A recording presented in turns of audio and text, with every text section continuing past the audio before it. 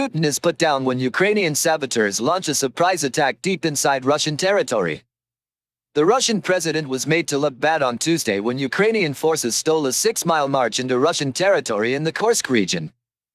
In a dramatic turn of events, about 300 Ukrainian soldiers attacked across the border into a section of the front that had been quiet before Tuesday. The attack went as far into Russian territory as 6 miles, 10 kilometers, according to Moscow. Russia? Late Tuesday night, Ministry of Defense said that the attack began at 8 a.m. and was done by up to 300 Ukrainian militants from Ukraine's 22nd Mechanized Brigade. 11 tanks and more than 20 armored fighting vehicles were added to the strike force to make it stronger. The fighting didn't stop all day between the border villages of Nikolaevo-Daryono and Oleshnya in Russia's Kursk region. It even reached the edges of Sudza, which is about 10 kilometers from the front line. It looks like the invasion also destroyed several Russian trailers that were carrying tanks. It was embarrassing for Vladimir Putin when Russian claims that they had successfully stopped the invasion were quickly shown to be false. Reports from Russian military bloggers and videos posted on social media showed that the attack on Ukraine was very important, but it's still not clear how widespread its support was. Rybar, a well-known Russian military blogger, told The Guardian that by Tuesday evening, things were tense in the Kursk region, with battles going on in border districts. According to the most recent footage, Ukrainian formations have been able to make progress, Rybar wrote, contradicting Moscow's first claims. Ukraine's defense ministry had said earlier that the Ukrainian sabotage group went back to their own land after losing some members. The statement said that some fighters tried to take up a position near the state border but were stopped by Russian army units.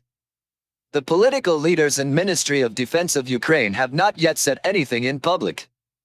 But Andriy Kovalenko, who was in charge of fighting false information in Ukraine, the attack was confirmed by the National Security and Defense Council.an event that suggested it had not been fully defeated. Kovalenko also said, Russian soldiers are telling lies when they say that they can control what's happening in the Kursk region. Russia doesn't have control over the border. Military experts say the attack might have been meant to boost Ukrainian morale and send Russian forces to defend a part of the front that hasn't been used much since spring 2022. But some people in Ukraine say that these kinds of attacks don't help the military in the long run. In March, anti-Kremlin Russian groups also tried to attack from Ukraine into the Belgorod and Kursk regions, but failed. A Russia with no Russians. Putin has terrible demographics.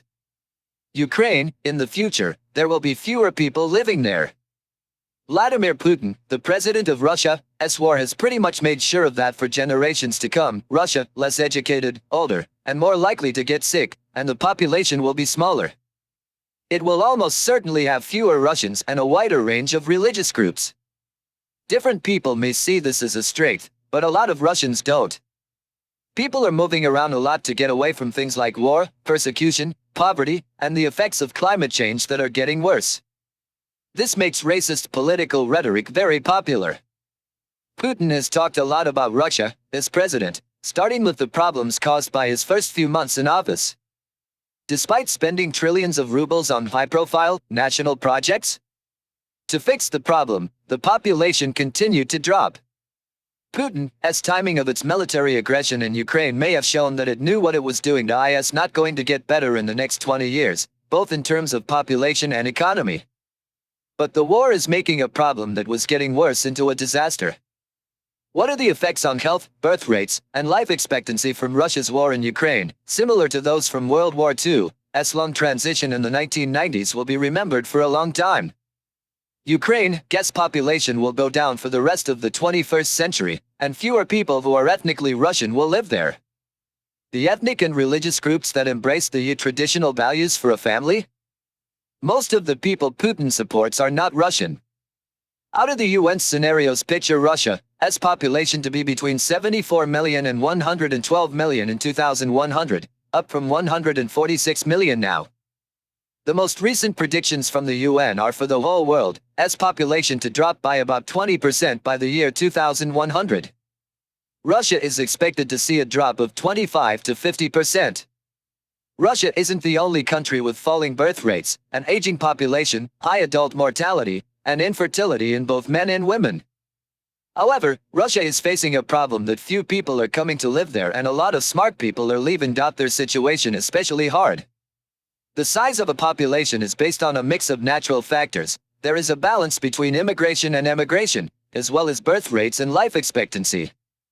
Putin's war on Ukraine has destroyed all the possible ways for the population to grow. Because Putin became president, demography policy has changed 4 times that are very important. The first one happened in 2006, when Putin finally put his words on the record about demography. It was one of the first 4 national projects he started at that time. After Russia? This was the second big change. As taking over Crimea in 2014. Because of the backlash in Ukraine, Moldova, and other former Soviet republics, Russia could only get workers from a smaller number of countries. The terrorist attack on Crocus City Hall near Moscow in March 2024 was a third important event. In 2023, half of the people who came to Russia were Tajiks. But since the Crocus attack, this has become politically problematic. The most recent changes to policy happened when a new government was formed in May 2024. Early reports say that there will be a long-term plan that might start to recognize Russia's new demographic truth. It's too late, and the ideas put forward don't offer any new ways to solve the problem.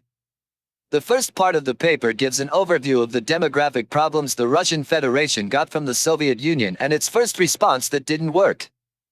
The second part talks about how things got worse after 2013. The third part is all about how Russia's full-scale war against Ukraine is making all of these problems worse. What effect does the conclusion say that Russia's population loss will have on life? Talking about the Soviet legacy. During the 20th century, the Soviet Union went through a number of demographic shocks. Going after Joseph Stalin's death, recovery seemed likely. Not until the 1960s, though its high infant mortality rate and low life expectancy for adults were higher than those in most highly industrialized countries. People were shocked by the end of World War II for many years. Vladimir Putin or Mikhail Gorbachev's campaign against drinking in 1986, life expectancy went up for a short time in 1987, but that wasn't really enough to change the situation. Trouble with the economy, starting with Gorbachev's perestroika and lasting into the 1990s, led to fewer births, higher death rates, and a lot of people leaving the country. As a result of the fall of the Soviet Union, millions of Russians and people from other countries moved back to their original homes. Every former Soviet republic became less diverse in terms of race. In the Russian Federation, some non-Russian republics are still becoming less Russian, so this trend has not stopped. Fewer people live in the Far East now that Russians are moving within the Russian Federation. Ukraine's immigration-emigration balance is made up of several flows of people. Russians who lived in newly independent former Soviet republics have moved back to Russia. Like Russia, as Russia's economy has grown, people from former Soviet republics have come to work in Russia in both formal and informal settings. Before the war, the immigrants made up for the many waves of, mostly Russian, people who were leaving Russia. How did the Warsaw Pact fall apart, and then the USSR? Economic ties and supply chains that had been in place for decades were broken. In many places after the fall of the Soviet Union, economic instability made birth rates even lower than they were before. Ukraine's total birth rate, TFR, how many babies each woman has, from 1988 to 2004, it dropped from just below replacement level to 1.3. To keep the same population level, the TFR must be at least 2.1, and there can't be any net positive immigration. Russia's high death rate for adults needs one even higher. In his first speech as president, in August 2000, Putin said that Russia could become a weaker country because of a drop in population. Even though people were warned, not much was done. Ukraine, the TFR went up from 1.25 in 2000 to 1.39 in 2007. This small improvement was due to better economic conditions because oil prices were going up and, temporarily, more women in the 18 to 35 age group. The legacy of Soviet policies is one reason why it has been so hard to get birth rates or TFR numbers to go up. Because of a lack of effective birth control and men's resistance to using condoms, abortion was the most common way to end an unwanted pregnancy. Murray Feshbach found that the average number of abortions per woman in the Soviet era was 7. A lot less attention has been paid to men who can't have children. Russian men have an unusually high rate of infertility because they abuse alcohol and drugs. Population growth is caused by many things, not just low birth rates. The high number of adult deaths is caused by things like an unhealthy diet and way of life, drinking too much alcohol, and accidents. When Putin became president for the first time in 2000, Russian men aged 64 were dying 4 times faster than men in Europe. About the same number of Russian women as European men were dying. Until the beginning of 2005, Russia's public position was that it could stop its population loss by getting more Russians living in former Soviet republics to move back to Russia. These Russians would bring needed skills with them and increase the number of ethnic Russians living in Russia. This immigration made up for a lot of the population loss in the 1990s, but it has been going down since Putin became president. Notably, people who were not Russian became the majority of labor migrants. According to data from Goskomstat, the number of legal immigrants in Russia peaked at 1.147 million in 1994 and then went down every year, reaching 350,900 in 2000 and 70,000 in 2004. Even though the number of people coming to Russia legally was going down, the government passed a very strict law in 2002 that limited legal immigration. Putin asked for more in 2005, when the Security Council talked about immigration again. Kind approach? Getting rid of the religious and racial requirements. After this, though, you said, could you explain? Putting Russian speakers first. It's possible that Putin knew what was going on but changed how he talked to fit what people thought. Reports in the Russian media about a huge influx of Chinese immigrants in the 1990s were way too dramatic. As the price of oil went up in 2000, people from Central Asia, Ukraine, and Moldova came to Russia to work in formal or informal jobs. Russia officially claims to have a larger territory because it took in the people of Crimea and eastern Ukraine in 2014 and other lands since 2022. English? Population. Most people who have moved to Russia have done so from countries that used to be part of the Soviet Union, 95%, 0.96% of the whole. Only 5 countries that used to be part of the Soviet Union saw population growth from 1989 to 2004. These were Azerbaijan, Kyrgyzstan, Tajikistan, Turkmenistan, and Uzbekistan. Up until 2014, workers came from Ukraine and Moldova, 2 former Soviet republics whose populations were fallen. Putin talked about demography again in many of his annual call-in shows and in his inaugural addresses in 2012, 2018, and 2024. He has admitted more than once that the promised rise in births has not happened. But there doesn't seem to be a learning curve when it comes to policies. Putin's address in 2024 promised more of the same, paying Russians to have bigger families and saying that the country needs more soldiers to protect it. Policy before the war. In the 2000s, as the price of oil went up, Putin's government talked about how to use the extra money to deal with long-lasting demographic problems. In many countries, immigration is still a touchy issue when it comes to politics. What did Russian nationalist groups adopt? Why is Russia for Russians? As a slogan for a campaign. Increasing life expectancy would be best, but it takes a long time and costs a lot because adults have to take care of their health. Putin's government chose policies that support having babies. Putin talked about demography as? In his 2006 presidential address, the most important problem in Russia right now. Instead of listening to advisors who know about the wide range of policies that have helped France and Sweden raise their birth rates, care before and after giving birth, parental leave, daycare, preschool programs, help with housing, and other incentives, Ukraine's government stressed, capital of maternity. The first version of the maternity capital program gave women incentives to have a second child or adopt a child.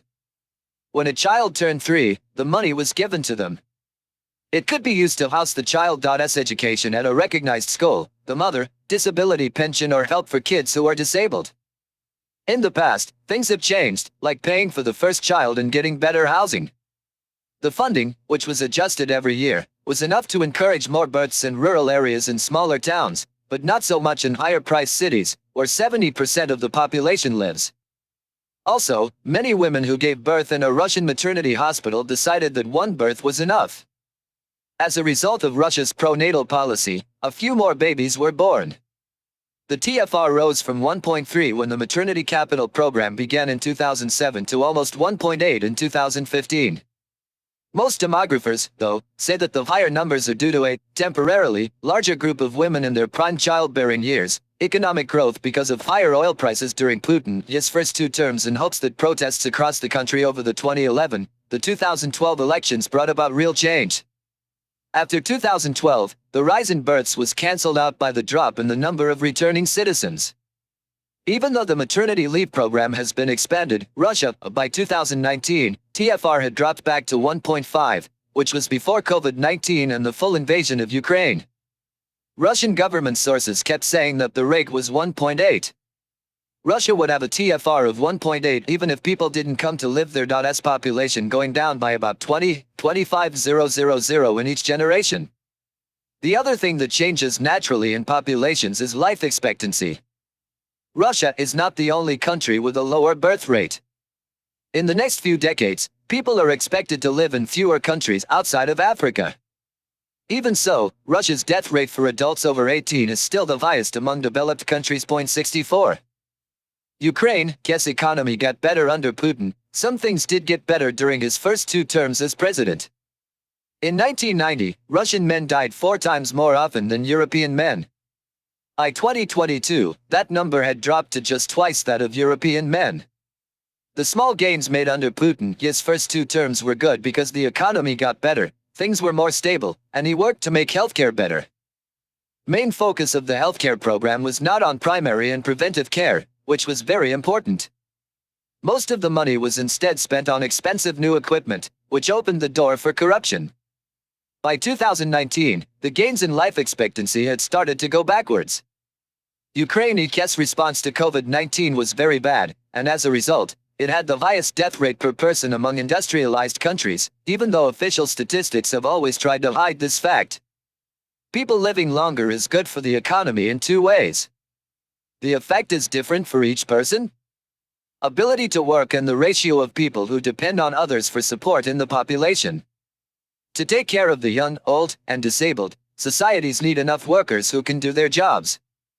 Ukraine's demographic problems are about both quantity and quality. Even before Putin decided to invade Ukraine, Russia was losing a lot of smart people. Valery fell, just before the war, Jacob in Russia, Putin, that the number of scientists in Russia was going down. Besides nuclear power in the defense industry, Russia, its best experts would rather work in the US, Europe, and China. Even China.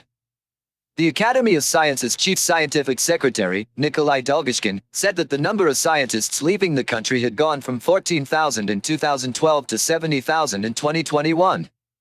Russia was the only developed country where the number of scientists was going down. Due to the war in Ukraine, up to 500,000 young men have been killed or hurt, many women have chosen not to have children, women have been sent to fight in Ukraine, and more than 1 million people, mostly young and highly educated, have left Russia. The problems have become more serious. Short-sighted government policies have made it harder and harder to replace them. Recent government policies are making things even harder in a country that has a history of saying it is multicultural while seeing Russians as the dominant ethnic group.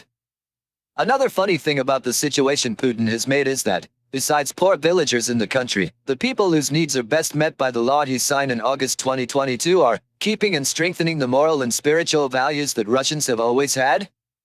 Are you Russia, non-Russian and non-Russian Orthodox groups? The racial factor. Ukraine, birth rates are different in different areas and among different racial and religious groups. The rates in big cities are similar to those in Central Europe because people get married later, use birth control a lot, and have a lot of single-child families. When it comes to raising kids, people in rural areas and small towns tend to stick to more traditional values.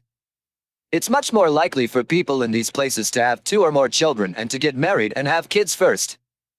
In spite of this, 70% of Russians live in cities. People who live in villages and small towns are most likely to have big families. As regions and republics that are not Russian. About 30% of the people living there in 2023 were not Russian. It is clear that Putin's policies have consistently hurt Russia's federalist principles. The Constitution of 1993.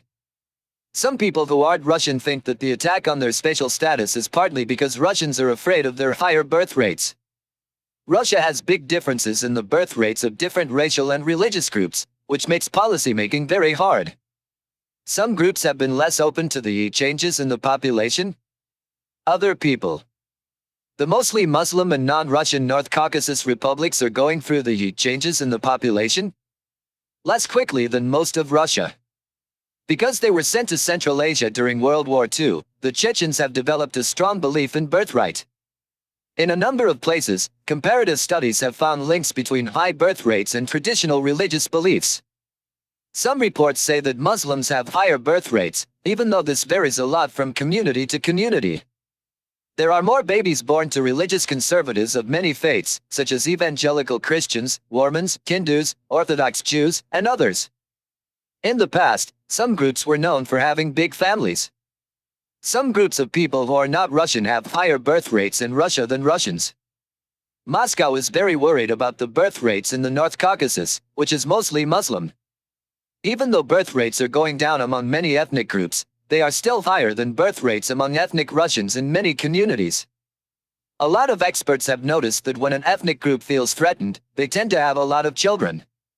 Ukrainians, people who did wrong, those who were deported from their home countries because they were thought to support the Germans during World War II, have been given extra attention.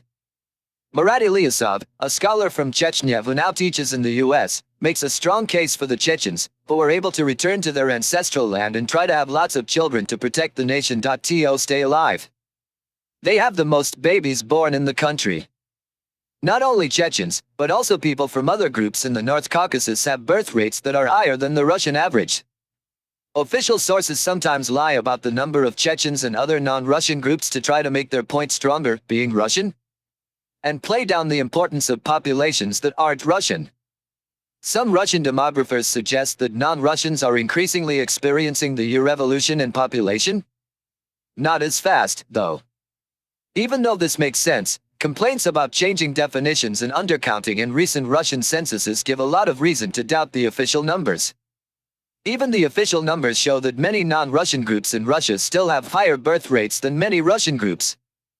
A lot of leaders of non-Russian groups say that a lot more of their people are being sent to fight in Ukraine than Russians.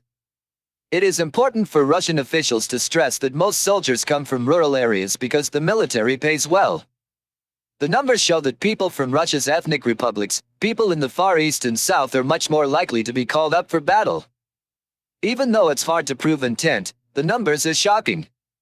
Men who live in Buryatia are 50 to 100% more likely to be sent to fight in Ukraine than men who live in Moscow or St. Petersburg.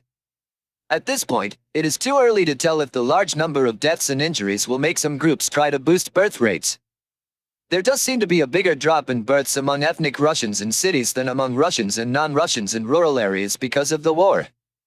Ukraine's non-Russian citizens feel that their groups are being targeted as cannon fodder in Ukraine more and more. A huge drop in immigration has also been caused by forcing immigrants to join the military. Policies during wartime slow down population growth. Ukraine's natural population growth has been slowed by war, deaths, emigration, and people not wanting to have children. Adding 2.4 million people to Russia illegally by taking over Crimea's population, but a lot fewer people came from Ukraine and Moldova. After 2014, people from only 5 Central Asian countries were allowed to move to Russia to work.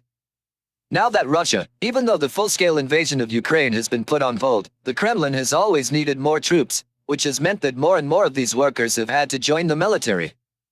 Mercenaries from Cuba, Syria, and other places have been hired because of the high pay, but many labor migrants have been turned off by sneaky practices. Half of Russia in 2023, Tajikistan was where the workers came from. This pipeline is being cut off because of the March 2024 terror attack on Crocus City Hall, which Russian police say was done by Tajiks. Tajiks have been rounded up and beaten up in preparation for being sent back to Tajikistan. The fact that Russia is still sending workers to Ukraine has made it harder to find new sources of Southeast Asian labor migrants. Ukraine's full-scale invasion of Ukraine caused a lot of Russians to leave the country as well. In February 2022, Russian troops crossed the border. Some families had already packed their bags and were ready to go. In September 2022, mobilization led to more people leaving, mostly young men. A lot of IT experts left because they thought they could keep working while they were away.